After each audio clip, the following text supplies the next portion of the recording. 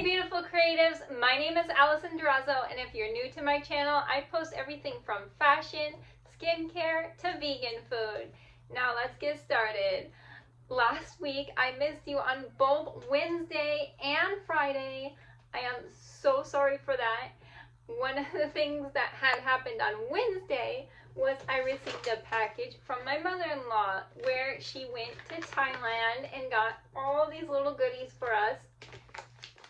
So we have the salted jujube, which I'll be trying on camera today. And then we have soybean dipping paste, and then some sweet chili sauce. And not shown in this video, she also sent us some chili powder, but it's not vegan. It has shrimp in it. So we'll be giving that to hopefully one of my husband's bandmates. So to get started, here's the jujubes. I've never tried a jujube in my life, so we'll see what this tastes like. I think you can just eat these just straight. Not do any research on it. I've seen people eat exotic fruits before on YouTube. It's like the size of my eye. So there's definitely a pit in it. I'll be giving these to my husband. And I'm trying to actually avoid sugar. I did not read the back. I just saw it was salted and I was like, oh, okay, that's vegan. But yeah, it's like a sour candy. It almost tastes like those salted and sour pineapple candy rings that you can find inside Mexican stores.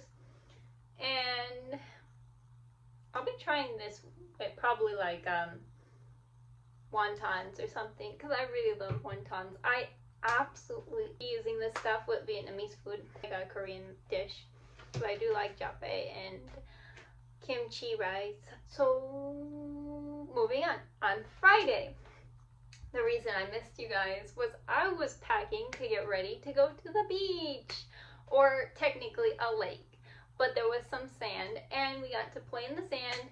However, we only spent 2 hours there. I really wish we spent 4 or even 6 hours. But unfortunately, no.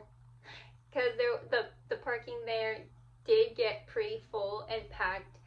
And you do have to technically pay to get in. So it was a really nice place. There was even slides that you could use. But we didn't use them. There was like kid slides. And then there was like a little area where you could do an aqua game where you can go onto the inflatable bounce place and jump around like ninja style. And we didn't do that either because that actually costed extra money. It was like $17 per person if they're over the age of 6. And we had 2 littles who were under 6 with us, so yeah, definitely didn't do it.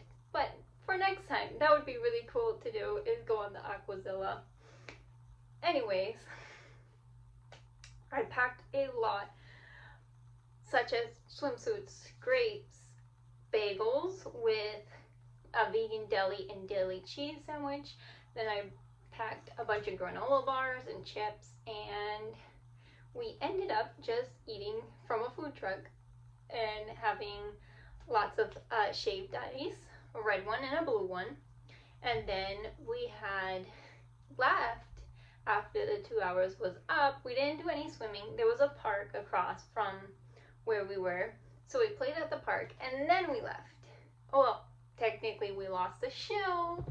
As you can see here, we lost the shoe and then we left.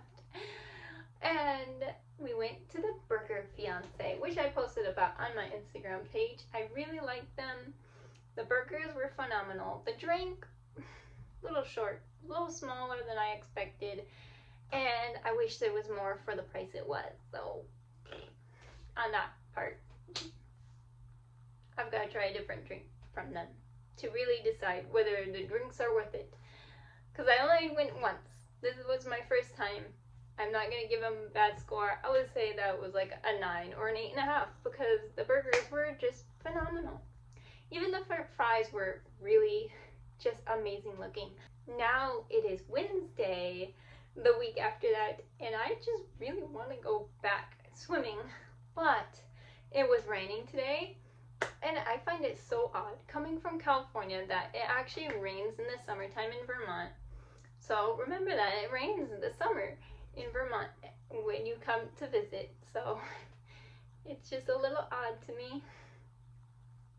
I am trying to work on my graphic design skills. However, Printful, the company I work with for printing all my samples, unfortunately, they're not going to give me a 20% off discount unless I make 100 sales per month.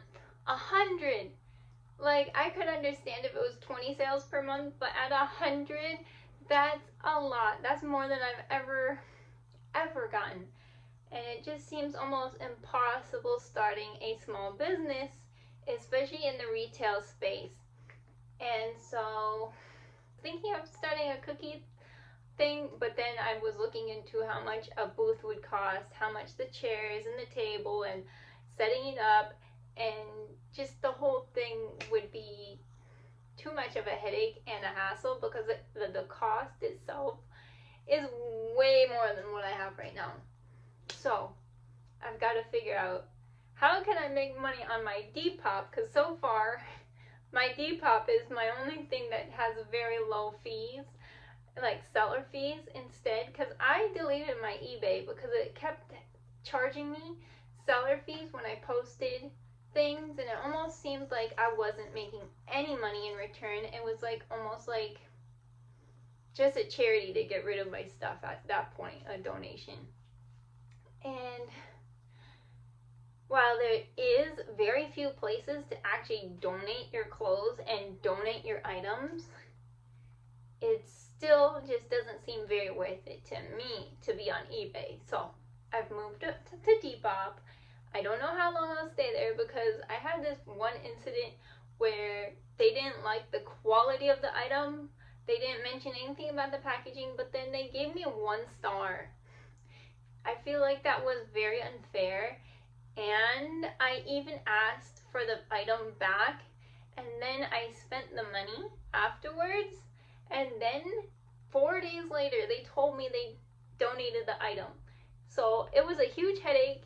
I had so much anxiety. That all happened between Wednesday and Friday as well. So I was raging with anxiety. I was sweating and crying and just like saving the pictures of that item, and I'm looking for it because it was a super rare toy, like almost like a collectible toy.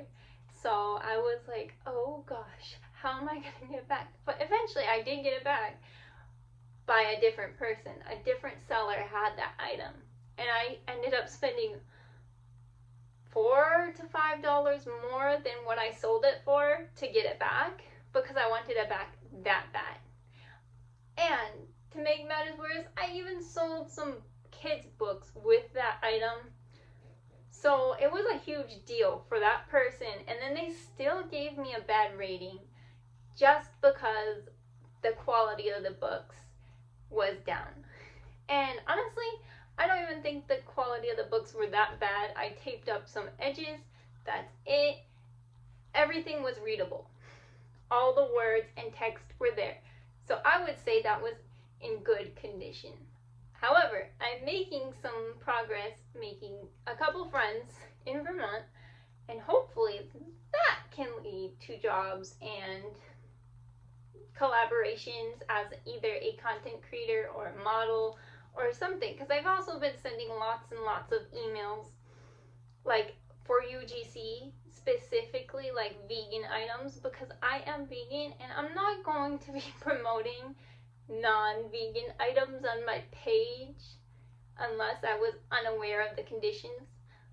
Like, there was this one incident in Vermont, and I thought they were going to help me showcase some vegan items that they had at their cafe, but then they really like wanted me to do like all their best sellers, which were all meat and dairy based, and it just kind of was an ick in my body, but I still like recorded it and stuff. But I just felt so like and then I felt the need to rephrase how I talk for the initial client phase, so that they can really adhere and understand that I have these ethics and standards to being a vegan food content creator, or I would also like to do fashion and skincare that is also vegan cruelty free. So with those limitations in mind, I would hope that people could still give me a fair rate and condition, but it almost seems like there's a favoritism in the UGC community where it's like, if you eat dairy and meat, you get paid more. Like, it's getting me really frustrated because I will never go back to eating meat. I will never do that, and I will never promote your meat products. I don't like that. And just block me and don't talk to me. Like, untalk to me. Untalk to me. Okay? Because vegan food content creator, vegan skincare content creator, fashion creator who also models, but she doesn't wear leather. She also wears fake leather, suede, basically.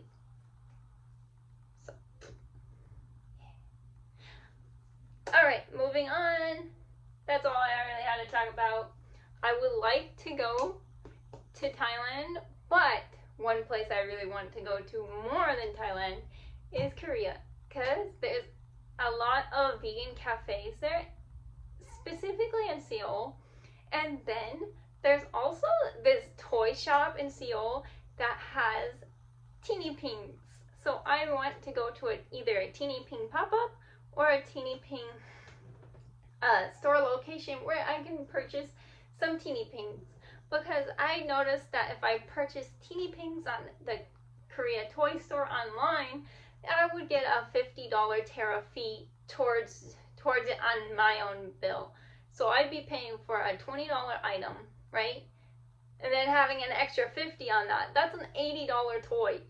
Like, no, I would just rather visit and get the toy or make friends with someone who's going to Korea and then pay them, and then maybe pay them slightly extra. That wouldn't be like 80, it'd probably be like 50 or even 45, right? Pay them 45 or 50 for this like $17 toy, because over there it's more like $16, $17. I see it on sale all the time on my feed, and I translate what the cost would be. It would be basically 17 USD.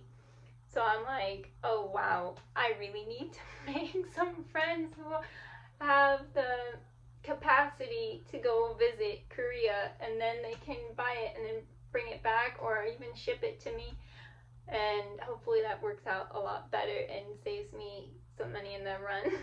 Okay, so if you guys are going to Korea, let me know in the comments below, and I will definitely hook you up with some cash so you could send over me a toy. Yeah. Alright, bye. Have a wonderful day, and hope you enjoy this photo of these muffins, or this video of muffins that I created this morning. I forgot to mention I made muffins. So, goodbye. Hope you guys subscribe for more content like this.